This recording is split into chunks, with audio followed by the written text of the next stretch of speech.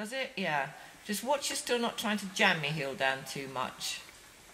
We just want, you know, just the weight a little bit into your heel. Just push down on your left stirrup a bit, because you do look as if it's a wee bit over to the right of the saddle. So yeah, we just want a little bit of weight into the heel. We don't want you drawing the leg up and back, of course, to use it, which is what so many people do. But if you have your heel jammed down too much, you end up with too much torsion in your calf muscle, and then you can't pulse with the calf muscle, because obviously the way that we're asking you to just use your legs with the swing of his belly, squeeze with the left leg, right leg, as you see, feel his rather ample belly swinging from side to side. So you just close your calf muscle and release it. So it's just this sort of pulsing, never a, you know, solid grip or the legs off altogether. If the horse is in front of your leg, truly in front of the leg, as we discussed earlier, that means when the you use the leg and the horse reacts absolutely instantly to it. You shouldn't have to keep using your legs all the time. But if he's a little bit behind the leg, as he is there now, perhaps Kay could just G him up a little bit there, because he knows you haven't got a whip or anything. Yeah. And so once you can, yeah, so you're using the legs in that inwards and slightly forwards roll of the calf. That's very good, Carrie. What most people do is they grip up and back with the legs. They either kick up with the heels, or they're gripping up and backwards with the calves, which is so ineffectual, and it feels very sort of indistinct to the horse. Whereas if you can use your calf at the girth for forwards impulsion, behind the girth, about one hand's width behind the girth, to control the quarters, or for lateral work, for instance, it's like having a panel of buttons under your leg then. And this is even more important if you've got spurs on, so you can just touch the horse by a slight inwards and forwards roll of the calf, not by a backwards jab with the spur. I was quite horrified last week. I was reading Steinbrecht again for the first time in about 20 years, and I was reading it out to Kay when she was round on New Year's Eve, and you know, he talks about actually using the spur to make the horse's sides bleed, and that's the strongest use of the spur. So you actually use the spur with a jab, literally a jab, to make the sides bleed. And he advocates not using spurs with rowels, for instance, with lots of little rowels, because they can actually not cause the sides to bleed and instead cause an unpleasant edema. Well, I would think that even an unpleasant edema is bad enough, but to have your horse's sides hold and bleeding was a pretty shocking thing to read. So as far as we're concerned, we never ever use the spur for punishment. We never ever use the whip for punishment. It's there as an aid. An aid means help. And so that's what we're looking to do, is to help the horse, and not to use the any of these tools, whether it's the bit or the spurs or the whip, as what they're now terming a pain-inflicting device, or PIDs. To me, if you're using them all with tact and delicacy, then there's absolutely no reason why it should cause the horse pain. So anyway, let's just have a little change of the rein now, okay, because he's been on this rein for a while before we think of doing any rising trot. Have a rest, Tallulah. Shape of the horse by your lower leg being around the horse's sides. Now again, in Steinbrecht, he was, you know, talking about people gripping with the calves in order to stay on. Well, we're not teaching you to grip with the calves. We're teaching you to not grip with the thighs, because to me that actually stops the horse going forward. And you can just experiment there a little bit. Turn your knees in slightly and grip with your thighs, so you close your thighs really tight. Now normally that'll stop him going forward. I don't know what's happened to his reflexes today. Yeah, he's starting to slow down now.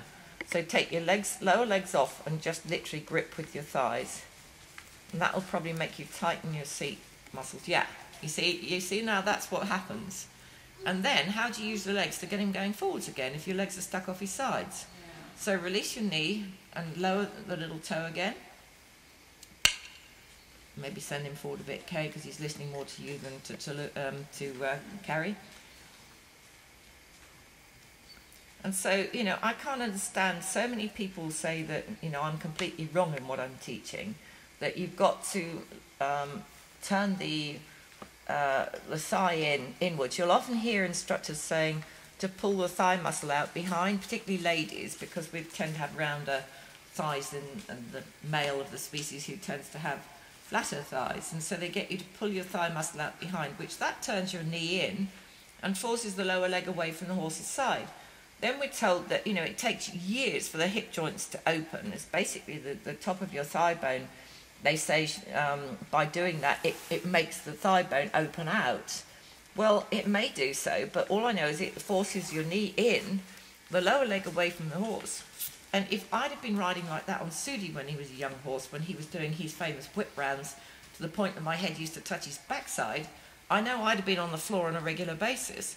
Because my lower leg was in light contact with his side, it meant that I could just lock that lower leg on, which the opposite side to which he was bogging off, and I would stay in the plate, you know. It's a bit like, as I've used in my book, an illustration of picking up, say, a beer can on its side or something. You wouldn't pick it up by pinching the top of the can. You'd put your whole hand round the lower half of the can in order to pick it up. And to me, that's the same thing as we're doing here on the horse, is that we're just allowing the lower leg to wrap around the horse's side. So what I want you to do now is to quit your stirrups the way that we did yesterday and just let your legs hang down with your toes pointing down, so that we're really stretching that thigh torso area and getting the whole leg as long as possible, and just doing it in walk. In actual fact, to me, is probably one of the best stretches. Perhaps if Kay needs to send him forward a little bit more again if he doodles. That's it. Good. Because I remember years ago when I was getting horses fit for hunting, or we had some liveries that hunted, you know, when I was doing all the walking exercise in the first few weeks of fitting the horse up, oh boy, did my thighs and my backside ache. Because you're not really relieving the stretch on your thighs at all. When you're doing rising trot, for instance, because you're bringing your seat out of the saddle, you're relieving the stretch on your thighs a lot more than you will in the walk or sitting trot, come to that. And so we tend to do quite a lot of work to start off with in walk. And I want you just to swing your legs left and right a little bit. Swing them left and forwards and back. A little bit more if you can. So you really start to swing those legs. And that really helps to open the hips up. And just point the toes down still if you can. That'll really stretch you. She won't stop a pig in a passage tomorrow. If she meets one. And think to slightly advance your inside hip, Carrie, on the circle, your right hip, so that you stay square to the horse. Toes down again. I'm just swinging a little bit more and then rest. And you'll find that this lunge work will help to deepen you more than anything. Combined with the saddle, allows you to sit in the correct position. Yeah, because I've been a percher. Yeah, but you didn't. Yeah, you were perching, I have to say, but it was just because you've never been taught how to sit any differently. And that's why I was saying about the instructor in your lesson on the DVD. I was dying to get in there and sort you out, because I could see you'd be very easy to sort out. Okay, just have a rest now with your legs. Just let the legs hanging again, toes pointing down. And then point your toes right down and hold it for about 30 seconds as if you're on ballet points. That's good, because you're not hollowing your back now.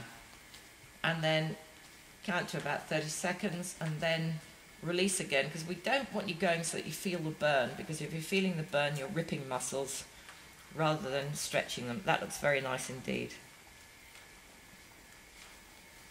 Excellent.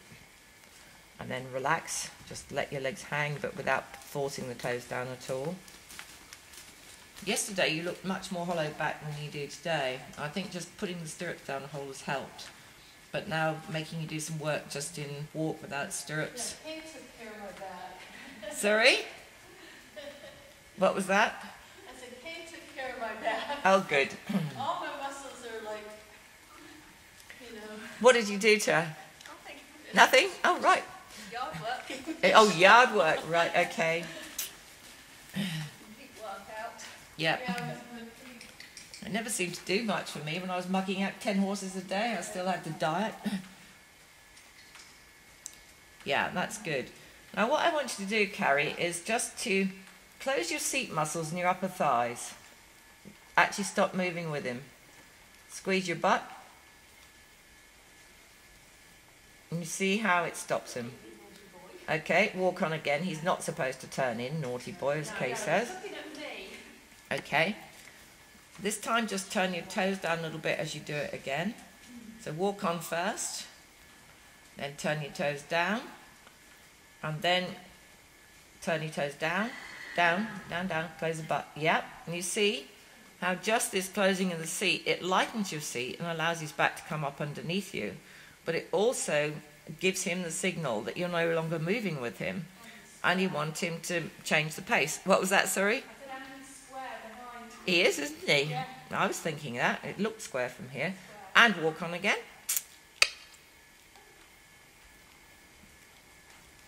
Okay. Just get the walk going forward a little bit more again. And have your reins a little shorter now, Carrie, and just asking him with your fingers the way that I showed you, just to relax his jaw a little bit and not poke his nose. We don't want to see this under neck muscle bulging. We want just to see, yeah, I wouldn't ask him to halt until he's got that softened top line. If he's bulging the underside of the neck, he's going to hollow his back and just lift his head up and drop his back. The most likely time a horse is going to lift his head and drop his back is in a transition. So this is where sometimes we need to ask him to relax his jaw a little bit more, slightly before or even during the transition. Okay, now turn the toes down, close your seat. Well done. And you can see how little you need to involve the reins to actually halt him. I didn't, yeah. You don't, you see? Exactly. You know, I think I could get it within 90 days. You get it easily within 90 days. You know, this is why, I told you when I first saw your DVD, that's why I took you on as a working student. I knew you'd be able to do it. There's not a lot to correct with you. It's very small. Teacher for 20 years. Sorry? I've been looking for the proper teacher for 20 years. Someone that knows what to teach me. Yeah, but you know, when I try to teach people this on the internet, all the other divas and trainers jump on me and tell me just how wrong I am. But considering I've been managing to prove it for the last 40 years that it works, then yeah, I'll just stick with what I'm doing. Yeah, I wouldn't worry about any of that. Oh, don't worry about it. It just frustrates me. Just want to learn. Right. No, it just frustrates me that people end up confused because others. I'm the only one who's saying this. And then the other ones, maybe there might be 2 or 3 of them all jumping on me and saying I'm wrong. So what's the novice rider going to believe? They're going to believe because 3 people against 1 are saying that it's wrong. They're going to believe the other 3, you know? Well, everything that I read, that's why I'm here. I read your Yeah, stuff. but you've got a brain, Carrie, that's why. I came to the class, and I might not leave. Hang on a minute, you just married your man. Well, she said she'd send me back to no place. Yeah, I said she'll get on with Mark. Okay, have a rest, Tallulah.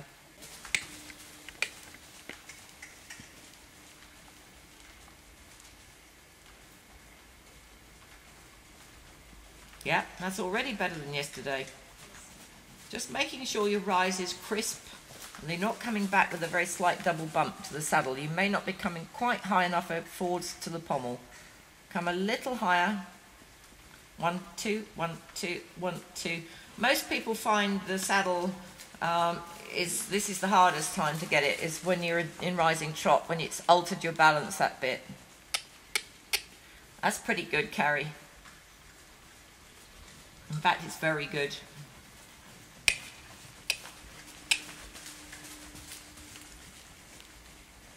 She's not going to have to spend very long on lunge. Very good indeed. Much better than yesterday. And then try your downward transition to walk just by slowing your butt coming back to the saddle. And slow and slow. And pick up the swing of the belly with your legs and send it away. Very good. Okay, and again. Up to rising trot. Are we on the correct diagonal? We caught you out there. Oh, and you've changed back again. Change your diagonal again. Yep. Send him forward.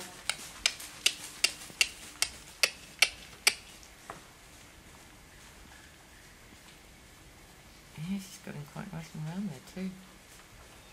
And right forward to walk by slowing your butt, coming back to the saddle, and slow, and slow, and slow. And pick up the swing of the belly with the legs. Very good, Carrie. Let's have a change of rein, because the other reign's your not so good rein. Have a rest. Good, Carrie. Lowering those little toes as much as you can.